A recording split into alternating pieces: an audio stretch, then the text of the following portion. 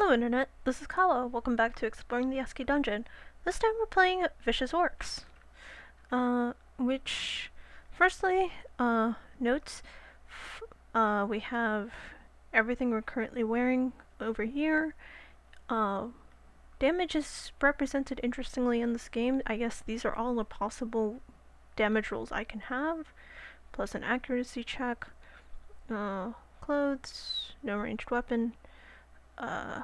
We're using the classic raster font that I keep talking about and not really enjoying, but this game makes up for it in various ways, not the least of which is this beautiful gradient here is our health bar. Yes, that's right, this is our health bar. We have no numerical representation of what our health is, just a rough percentage dependent upon what's happening with this bar up here. Anyway, let's get started. An earthquake has revealed a mysterious cave in the mountains surrounding your village. Legend has it that within lives a tribe of vicious orcs. Your task: preemptively protect the village and maybe make a few coins on the side. Good luck.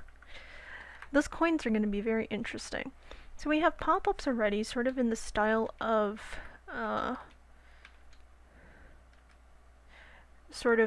Caves of Cud. We have a very Adam reminiscent, I would say, layout here, sort of overworld-like, using the regular ASCII as much as possible before using extended. So these ampersands are forests as opposed to, say, the club signs that we've seen other games use for trees. Not too much use of background colors, so this is definitely not Brogue.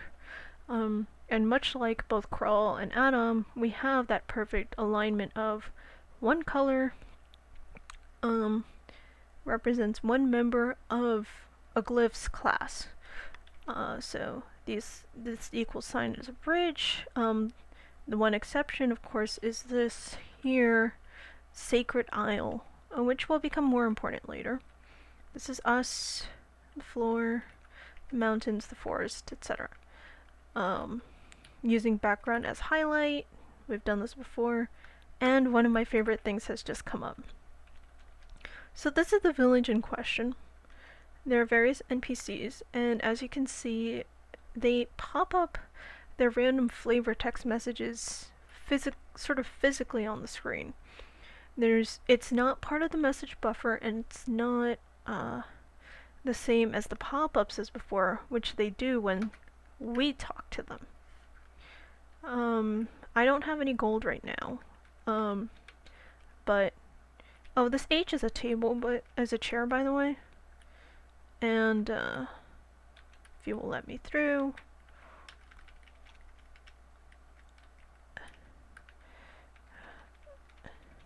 So it's not a dwarf, it's not a lich, it's not any of the myriad of other things H's have represented. It is just it is just a chair, and the O here is a table that I cannot move into. Yes, I know you don't want me to stay in the cave. Yeah. Basically, the earthquake opened the cave. The legends claim there are vicious orcs in the cave that will stream out and kill us all, but there's no reason for us hardy villagers to believe it, so you are just being foolish and risking your life. And I'm mostly going into it for the money. Good to know. This is a healer who would like to stop us, but that's not happening. These are fields, and the workers in these fields will just tell us there's more work to do. As I said, I really like that pop-up idea. There is something over here, but I have no idea how to get through to it. That's probably for later in the game. This person here is a different color, and they are the smith. So all the farmers are the same color. Other NPCs are different colors. They're all @ signs. Here's one of the few uses of color changing tiles, or glyphs, I should say.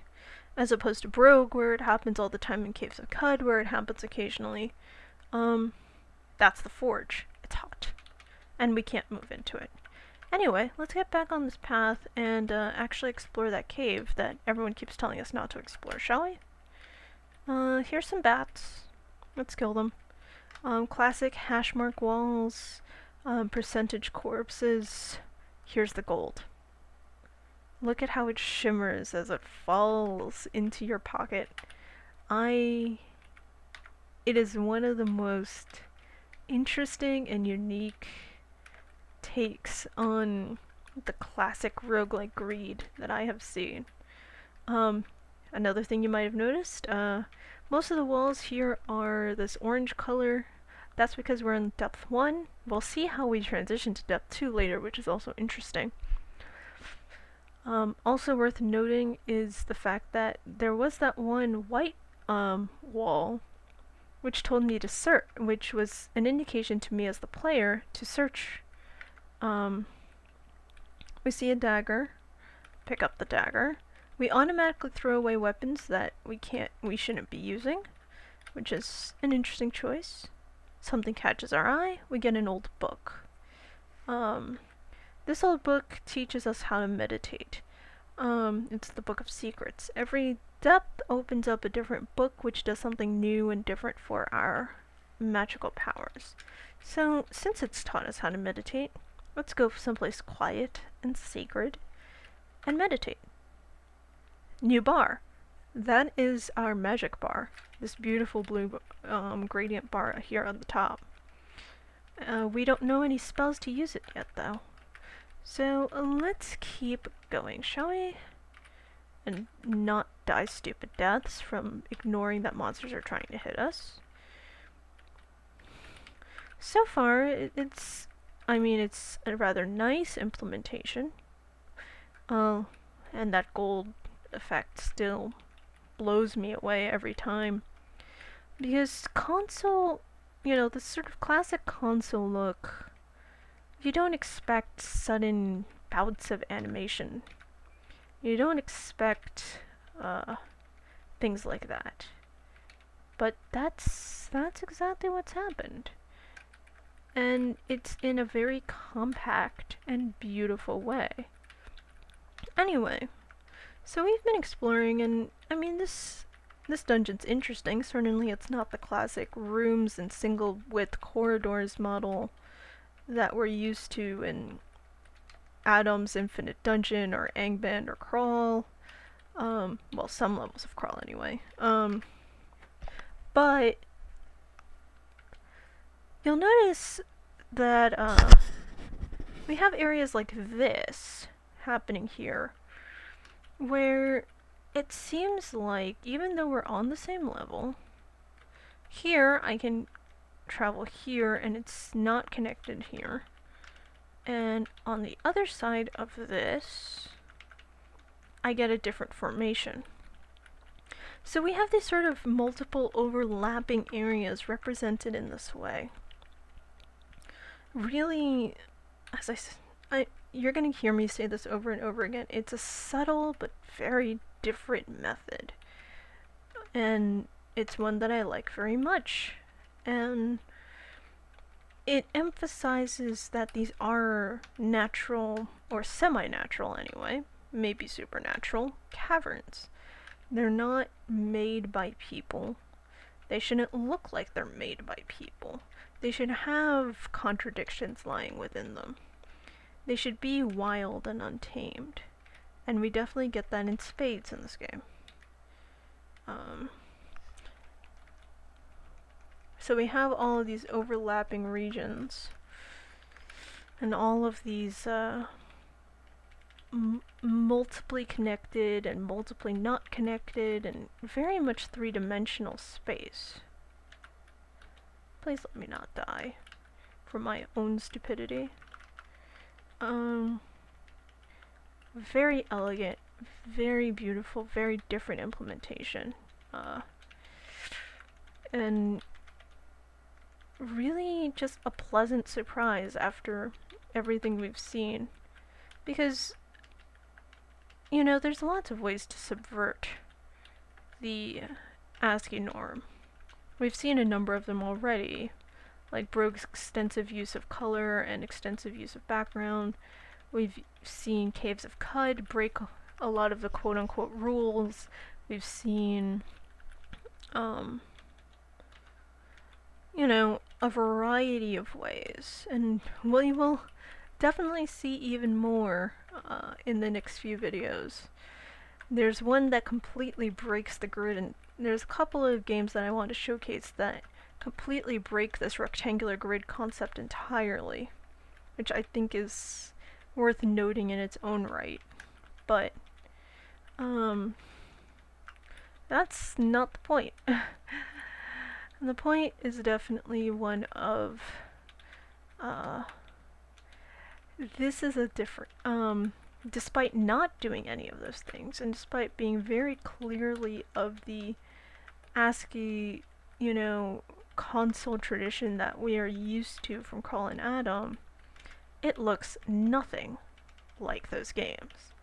Absolutely nothing like it. And that's powerful, and that's interesting in its own right. Because it does things that other games don't dare to do. This whole multiply connected, multi-layered, single depth is weird, and it's disorienting, but it makes for an immersive dungeon in a completely different way than other things do. And that in and of itself might be useful. I don't have any bows yet. Can you tell me what that ring is? Ring of acid resistance. Nice. I'm gonna put that on.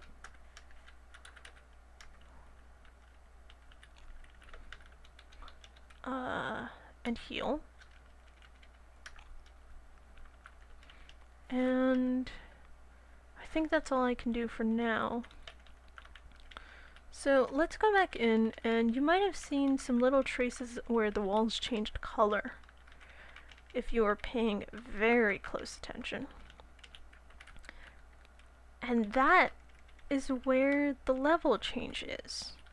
Instead of the usual, here is a staircase, find the staircase, press a button to go down the staircase, we have this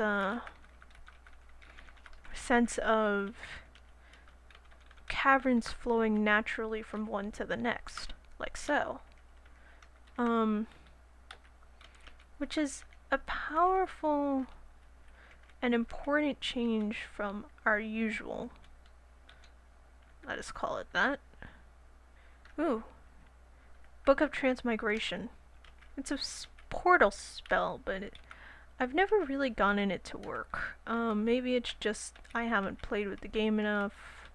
Not sure, but either way, something to think about for the future, certainly.